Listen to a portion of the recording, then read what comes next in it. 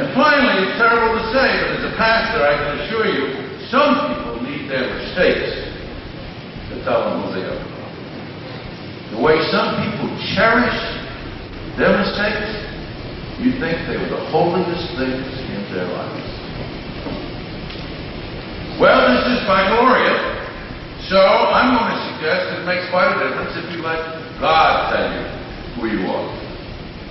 What's the difference? Well, a lot of things. For one, you never have to prove yourself. You have only to express yourself. And there's a world of difference between proving yourself and expressing yourself. Now, how can we say we don't have to prove yourself?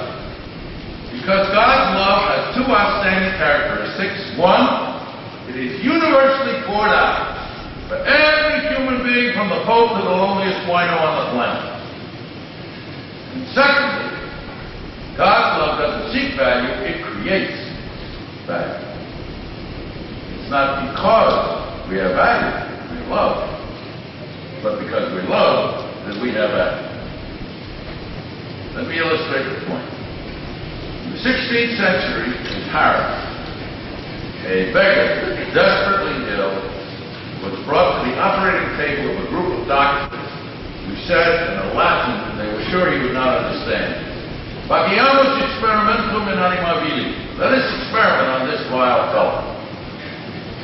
The beggar, who was actually an impoverished student, later to become a world-renowned scholar, Martin Muret, asked from the slab on which he had been laid out, Animam vilam habelas propar Christus non dedignatus mori est. Will you call vile one for whom Christ did not descend to die? Muret understood beautifully that our value is not an achievement, it's a gift. And if you understand that, then you don't have to prove yourself. That's all taken care of. We all have value.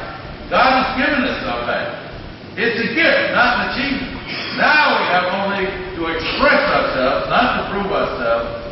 And what does that mean? That means that as a rule, we have to return God's love through love of others, through service to them. And that means in the years ahead, dear seniors, you do not have to make money. You have to make a difference. You don't have to be, quote, successful. You have to be valuable. You don't have to seek private gain. You do have to seek the common good. As St. Paul said, to each is given a manifestation of the Spirit to serve the common good. Now, why talk about all this on such a joyful, if not totally sunny day? Because the times have turned ugly. We Americans are far more alive to what separates us than to what unites us. Not only in California, land of the infamous Proposition 187, but from sea to shining sea, Americans are turning against immigrants. Legally, as well as illegal. Never mind, there in the New York Harbor, the statue of one of my most favorite women in all the world, the Statue of Liberty, and at the base of it inscribed, send these, the homeless, tempest-tossed to me, I'll lift my leg beside the open door. Minorities are again feeling persecuted. Gays are being bashed once again. And almost all talk of responsibility these days is directed at the most powerless people in our society,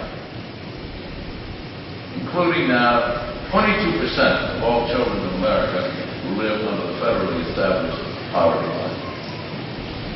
We are victimizing the most vulnerable. And that is no way to return God's love with our own, particularly when you remember that Jesus Christ was concerned most with those societies counted least and put last. I would even suggest that's no way to run a country. And I can remember 1939, when I was in high school, Roosevelt said, "My fellow Americans, progress is not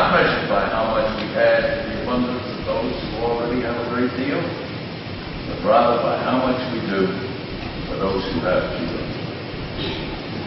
Good to hear words like that once again. And now, seeing we've picked up our citizenship theme for just a moment, let's ask another question. What do you stress in your mind if you're an American citizen? The Declaration of Independence, Thomas Jefferson, all people are created equal, equal in value, equal in dignity? Or rather, is it the United States Constitution and Alexander Hamilton, who once said, "The people, sir, are a great beast"? Let me suggest that the over 200 years of American history have been, from one significant point of view, a long struggle to make the Constitution more consonant with the Declaration of Independence. The United States Constitution today has 26 amendments, counting the first 10 the Bill of Rights. 2 are about prohibition, the instigation of prohibition, the repeal of prohibition. 1, 1797, talks about the judiciary. 3 of them are about the presidency, about election, limitation, succession. The other 20, without exception, whether it's granting freedom to slaves, votes to women, repealing the poll tax, instituting the income tax, lowering the voting age, granting residents of the District of Columbia the right to vote, all mandate an extension of democracy. And when you study American history, you see that there's been a continual struggle in this country to make it more just and to make what's legal more ethical. Today, it's not what's shocking what's legal, it's illegal, it's what's legal that's so shocking what's going on now. And often, when a now self-evident truth was then ridiculed and resisted, and when cowards stole from the field when the day went hard, the best of Americans were found there where the fighting was fiercest. And that, dear senior, is where I hope you're going to find yourself in the years ahead. On the right side, and there where the fighting is fiercest. Don't try to be successful. Try to be valuable. Don't try to make money. You'll make enough money. There are 2 ways to be rich. One is to have a lot of money. The other is to have few needs. Try the second for a change. Don't let money tell you who you are. Don't let power tell you who you are. Don't even let knowledge tell you who you are, because the acquisition of knowledge is second to its use. And for God's sake, don't let your mistakes tell you who you are, because there's more mercy in God than sin in us. Well, who tells you who you are? A good question. I think we can all agree on that. And if you wrestle well, as I certainly think you will, I have no doubt that you will reach a good answer.